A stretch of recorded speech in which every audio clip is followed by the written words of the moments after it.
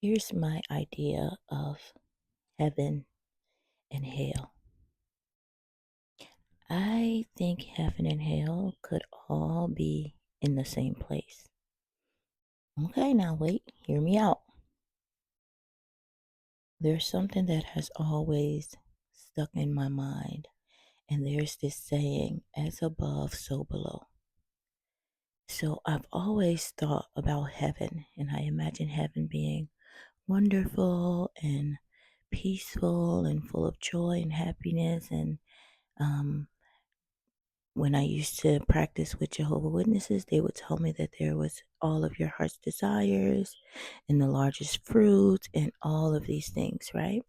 So I've always imagined heaven as the greatest place. And then when I imagine hell, I imagine it as a fearful, torturing, um, upsetting place. My conflict came when I would imagine myself maybe going to heaven and then like someone I love being chosen to go to hell.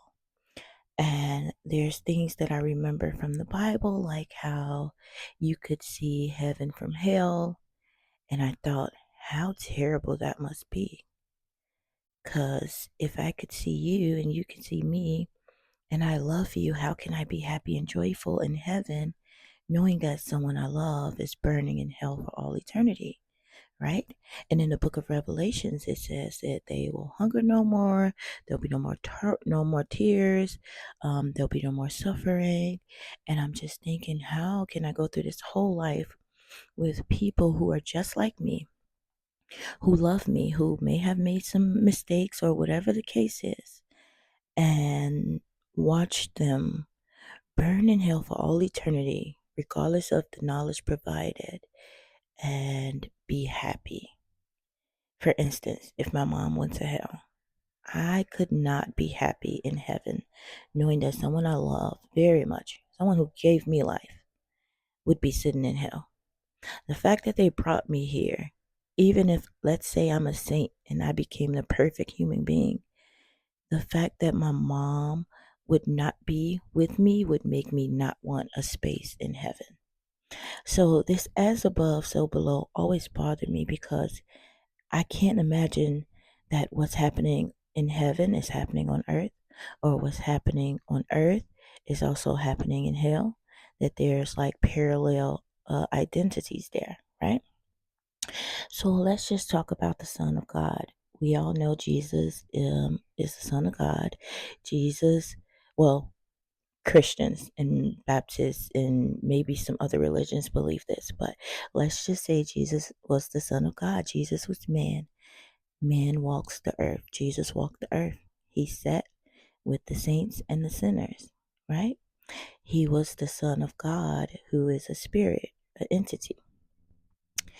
And yet he still came here in the flesh, right? I remember that Jesus, he healed people. He cleansed people. He forgave people. He also suffered. He cried. There was a point where he kind of lost faith, right? Why have you forsaken me? Why have my father forsaken me? So even he was like, oh, this life experience is a little bit rough. And then he had this moment of having to go, and the people didn't want him to leave, right? They were like, they wanted him to stay. And he used to say, if I do not leave, I cannot return. And so what that means for me is, okay, people waited for him to leave. He had to leave, and now people are still waiting for him to return. But the reality is, has Jesus returned? Maybe he did. The earth shows us all the time, throughout all the seasons, that both life and death is here on earth. That both beginnings and endings are also here. You might want to take a seed and bury a seed and create new life from that seed, but that seed is sitting inside of something, right? That seed, let's say it's an orange tree you want to create or something like that. Inside of the orange is the seed.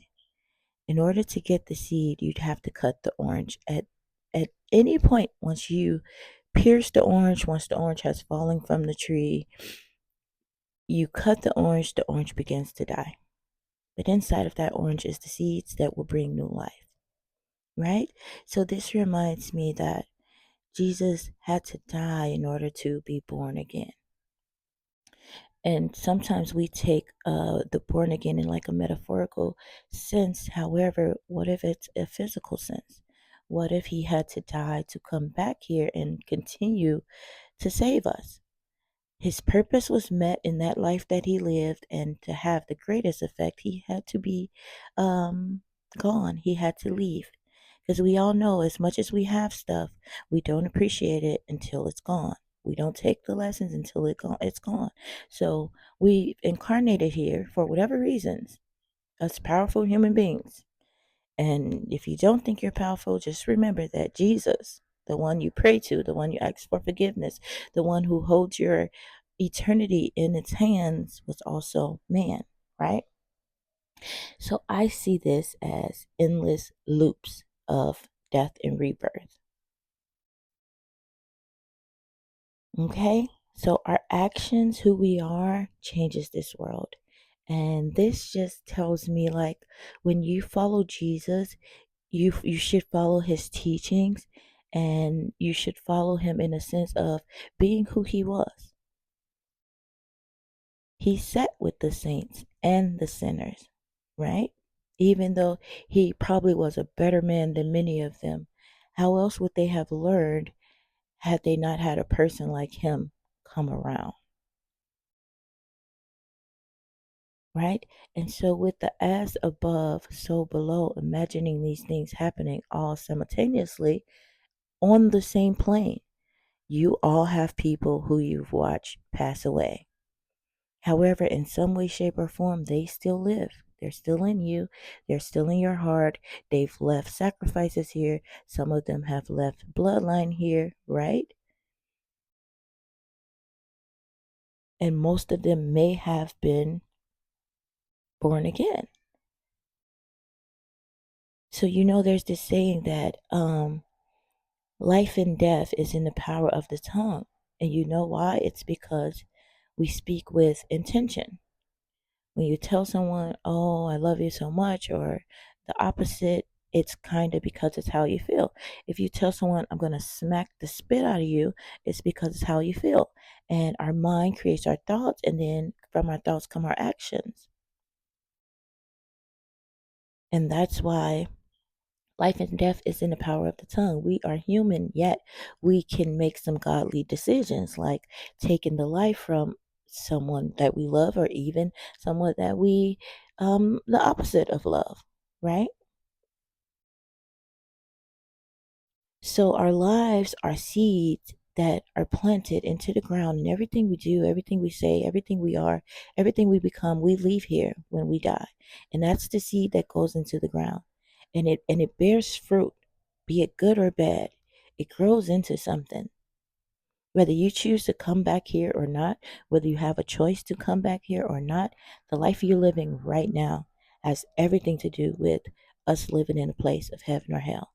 And we can see heaven from hell because we can imagine having better lives. We see some people living better lives, and then we see people that live lives that are worse than ours. And then we have people who are here, entities, energies that are also here, because energy doesn't die, it just transfers. We see these things, and it's all happening here on this plane. This plane is what we know. This plane is what we have. And let's not imagine that someone is coming to save us from this place. Let's just choose to make this place better, because if we have to be in this endless loop and we continue to let it to go in the direction that it's going, then we'd be stuck in hell for a very, very, very long time. Maybe Jesus did come back to save us.